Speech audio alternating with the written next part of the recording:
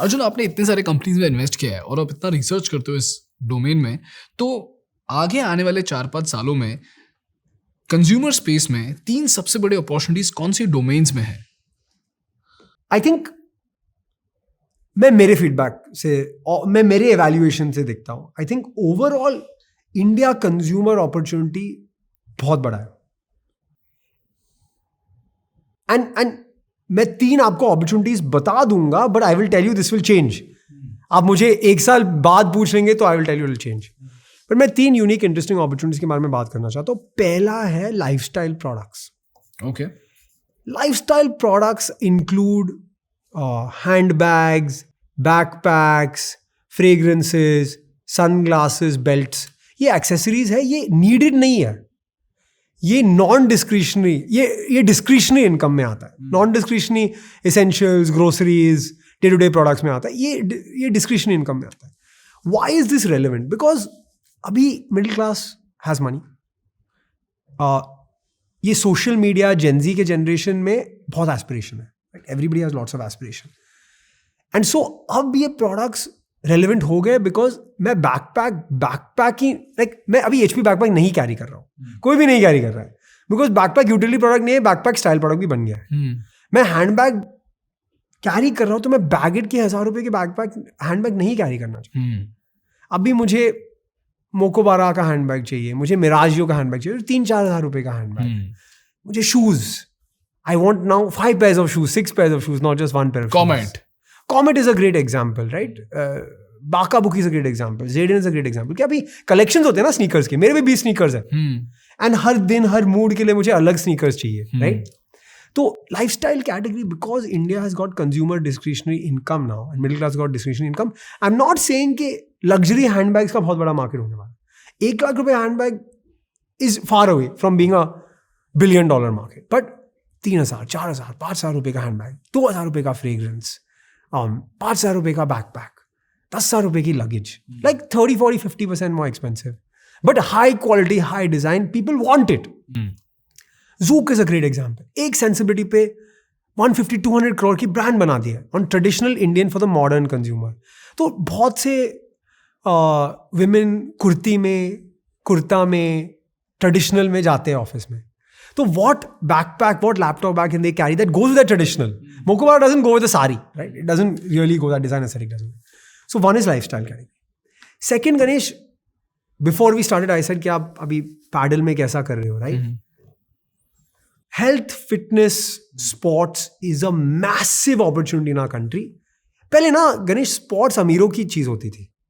Workout, gym, running, walking. But one proxy I will give you to show कि यार ये अभी बहुत ग्रो होने वाला है. Decathlon does more than 4,000 crores of sale every year in India. What does that mean? इसका मतलब क्या है? इसका मतलब है कि hundreds of people, thousands of people, millions of people are buying their first paddle racket, their first running tee, their first running shoes, their first running socks, their first camping bag, their first tennis racket, their first cycle. My mom bought her first cycle right now. ये लोग graduate होने वाले हैं. They will go from a 2,000 rupee paddle racket to a 5,000, 8,000 rupee paddle racket as they get better at the sport. And overall, I would say, her conversation में मैं जब बात करता हूँ तो it's about यार I'm doing this diet, I've stopped having sugar, I've started playing this sport, मैं भी marathon करना चाहता हूँ, मैं भी high rocks करना चाहता हूँ. With this, over the next 10 years or 20 years, इतना जल्दी भी नहीं होगा, I think sports, fitness and health will be democratized. भाई ये literally मेरी story है by the way. That is a very, very, and I've seen it with you as well, right? Yeah. When you moved to Mumbai, you said I want to start playing sport, I want to do all of this, and you've changed your life. Yeah. और मैंने in fact Decathlon का ही tennis racket खरीदा था क्योंकि वो मेरा starter kit था और Decathlon का ही मैंने शू खरीदा था. उसके बाद I graduated to a Head tennis racket and a Nike shoe. तो वो जो ग्रेजुएशन, इनफैक्ट जिम भी जब मैं पहली बार गया, पहले मैं Decathlon का ही शू लेके गया. तो आप कह रहे हो कि Decathlon में जितना सारा ट्रैफिक आ रहा है वो स्टार्टर इतना बड़ा ट्रैफिक है, traffic will go up the pyramid. Beautiful. तो ये हो गया हेल्थ एंड फिटनेस. और तीसरी category fitness and wellness opportunity. तीसरी category I would say is हमने मैं 2 कैटेगरी के बारे में बात करना चाहता हूँ जो बड़े हैं, but I will explain where the opportunities are. One is personal care, beauty, and one is fashion. ये बहुत एविडेंट अपॉर्चुनिटीज है. ऐसा नहीं है कि मैं आपको कुछ अलग बता रहा हूँ. बट पर्सनल केयर, ब्यूटी में मैंने समझा गणेश के because online is so big, 30% share. अब लॉरियल लैक्मे के कंपेटिटर्स निकल सकते हैं. पहले निकल नहीं सकते थे because they had full grasp on distribution. You could not reach there. You could not reach the retail stores. तो given the 30% online penetration अभी upstart beauty brands आ सकते हैं. अभी beauty में क्या हुआ? Beauty बहुत बड़ा है और बहुत से D2C brands भी आए हैं. तो अभी niche brands grow होने वाले हैं.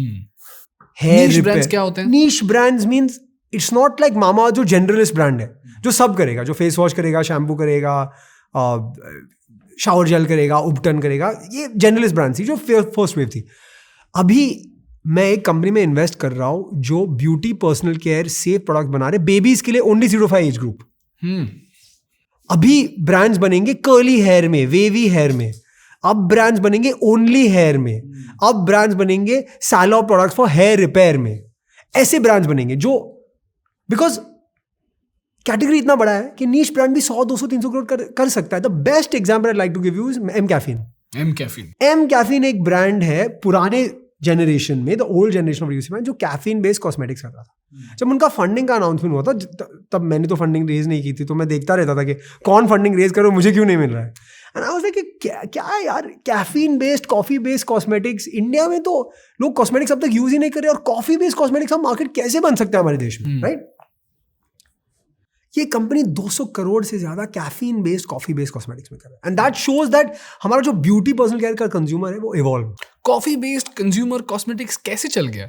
क्योंकि मैं भी एम कैफीन यूज करता हूँ क्योंकि मुझे पसंद है कॉफी, बट ये कॉफी भी एक मोट हो गया.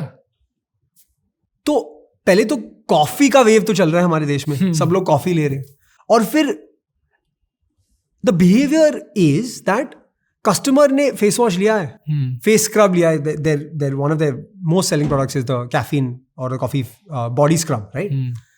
कस्टमर के पास शावर जेल है, फिर कस्टमर बोल रहा है कि मैंने डव का शावर जेल इतने टाइम से यूज किया है, अभी मुझे और कुछ चाहिए, तो let me go for something unique with a unique smell, with a unique taste, some product unique, and that's how the market gets build. तो M caffeine and all of these niche beauty brands are riding on a wave. And ये wave है कि beauty personal care का market grow हो रहा है. जब grow हो रहा है तो कस्टमर ग्रेजुएट हो रहे हैं. जब ग्रेजुएट हो रहे हैं उनको स्पेशलिस्ट प्रोडक्ट्स की जरूरत है, स्पेशलिस्ट ब्रांड्स की जरूरत है. That is what we are giving, right? So that is the opportunity in beauty personal care. अभी फैशन में अपॉर्चुनिटी क्या है? फैशन इज, मिंत्रा में आप जाओ तो एंडलेस आइल दिखती है. Online shopping of fashion is unlimited choices. और दिखाओ और दिखाओ और दिखाओ और दिखाओ. बट मैंने आपको पॉडकास्ट के स्टार्ट में मिंत्रा का स्टोरी बताया था. Indians have been buying fashion online अभी 12-13 साल हो गए. तो कस्टमर्स इतने यूज्ड टू हो गए buying fashion online, returning fashion online. मैं शूज भी लूंगा, मैं ज्वेलरी भी लूंगा, मैं कुर्ता भी लूंगा, मैं sherwani, I bought a sherwani online. And with that, अगर मुझे बूटस्ट्रैप D2C ब्रांड 100 करोड़ तक पहुंचाना है without any investor funding, the only space I will do it is fashion. Because market इतना deep है कि colorful kurtas for men with nice prints 30-40 crore का brand है QB Men. Plain tees for entrepreneur type people who want a look that also delivers performance. March tee. Senses. Maybe 100 crore opportunity there. Running shorts and tees for long distance runners, Athlos, 20-30 crore opportunity. तो ऐसे, because market इतना बड़ा और nuance बन गया है and market इतना deep है कि 100 करोड़ की ब्रांड विदाउट फंडिंग पॉसिबल है फैशन. अर्जुन, फैशन को लेकर ना मुझे एक बहुत बड़ा डाउट है. फैशन में जैसा आपने बोला एंडलेस चॉइसेस हैं, एंडलेस कैटेगरीज हैं और एंडलेस ब्रांड्स भी हैं. तो इतने क्राउडेड मार्केट में अगर कोई फैशन एंटरप्रेन्योर अपने आप को डिफरेंशिएट करना चाहता है तो कैसे करेगा?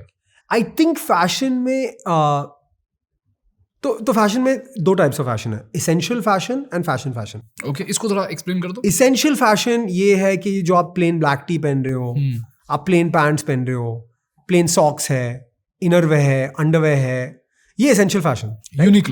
यूनिक्लो ये कैटेगरी परफॉर्मेंस और क्वालिटी ऑफ प्रोडक्ट पे ही बिकता है, right? So you have to deliver micromodal fabric, tencel fabric for underwear, which is much more comfortable than everything else. So customer is not buying underwear because it's got spots on it. Some customers do, but most customers buy for performance, right? Fashion में it is unfortunately treadmill चलता रहता है, आपको हर trend को catch करना होता है. अभी I have a Gen Z intern in my office and I was wearing jeans other to work and she is like, ये क्या पहन रहे हो आप? I was wearing skinny jeans. She said skinny jeans का ट्रेंड तो 5 साल पहले गया है, अभी बैगी जीन्स का ट्रेंड. आई सेड मैं इतना एफर्ट करता हूँ मेरे बॉडी पे टू लुक फिट, अभी मैं बैगी जीन्स क्यों पहनूं? She is like no, skinny jeans are out, they dead, it's over, right? So the fashion will be constant innovation on design and capturing consumer imagination on trend. इसमें एक ही बहुत बड़ा issue है, fashion इतना जल्दी move होता है कि आज आप फैशनेबल हो, कल आप फैशनेबल नहीं हो. तो अगर आपको फैशन का बिजनेस चलाना होता है, you have to have a very very deep connection with the trends. You have to build a data engine, but also the finesse. Milan fashion week में ये चल रहा है. जैसे आपने सुना होगा कि परसों प्राडा ने कोल्हापुरी चप्पल अपने फैशन शो में अपने मॉडल्स को पहनाया. ओके. तो now if I was a brand that is Indian doing Kolhapuris, I would own this and say कि यार ग्लोबल मार्केट्स में मैं कोल्हापुर से हूँ और मैं आपको बेचना चाहता हूँ less than half the price and original authentic. पर आपको ये ट्रेंड पिकअप करना. So that's the difference in fashion. Got it, understood. So अगर एसेंशियल है तो आपका प्राइस और परफॉर्मेंस होगा, और अगर आप नॉन एसेंशियल्स में हो, ट्रेंडी में हो, तो आपको ट्रेंड कैच करना पड़ेगा. ठीक है. Hi guys, if you loved watching this clip and if you want to do a deep dive into the podcast, we've mentioned the link in the description. So click that link, watch that podcast and take notes. Thank you for watching and subscribe for more clips.